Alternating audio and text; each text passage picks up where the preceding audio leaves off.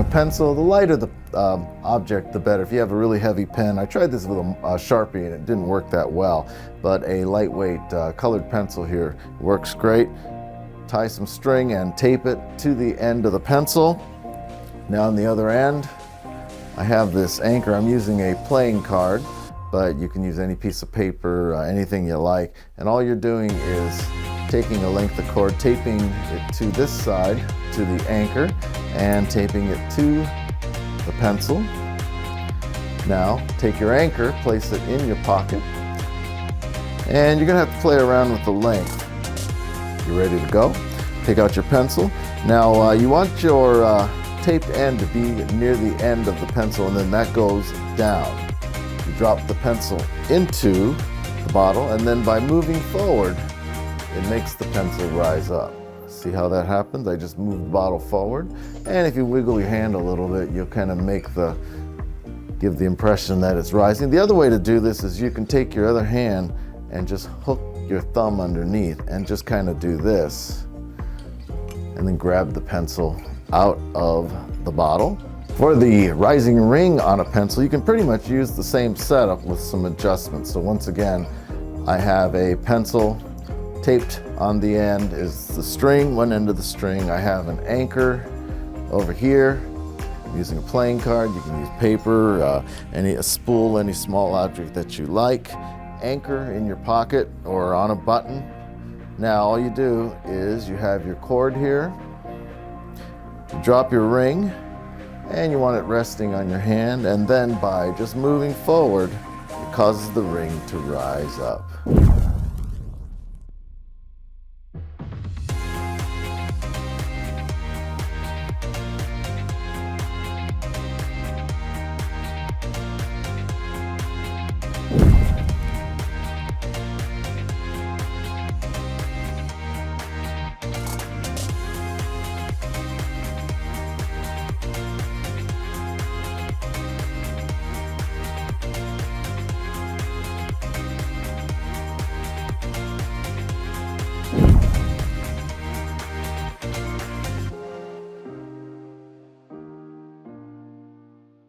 Look at the angle I'm standing at here.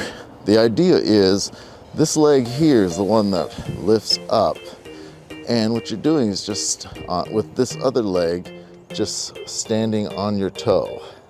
But by having this other leg in front, it covers this action, so it looks like you're floating. Now you have to get this angle correct.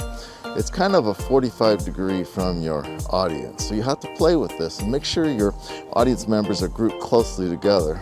And then you can do the lift and come down. The idea is they're looking down from above a little bit.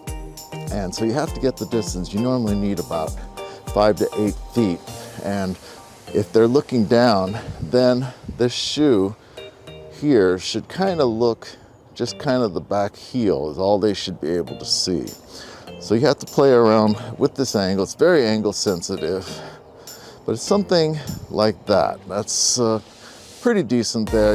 And you do this momentarily, and usually you get a reaction. A lot of times they're not necessarily looking just at your feet. They'll look at your body as well. And so you could use that as somewhat misdirection at that point.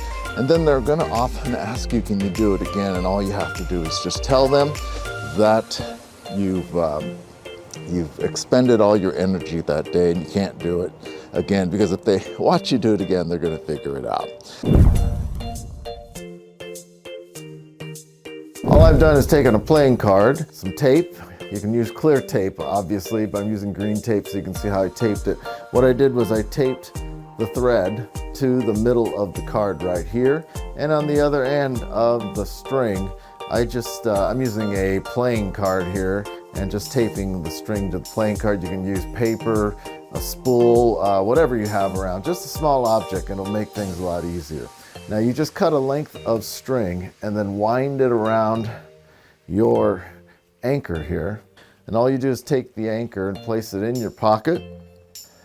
And now you're ready to go. So all you do is place your hand underneath the cord, and then you show the card. You can handle it pretty naturally, and then you just give it a little spin, Now this isn't going to spin as well as the thread does, but I think you get the idea. It's just a spin, and then as you move your hand forward, you can bring the card up, rising up into your hand.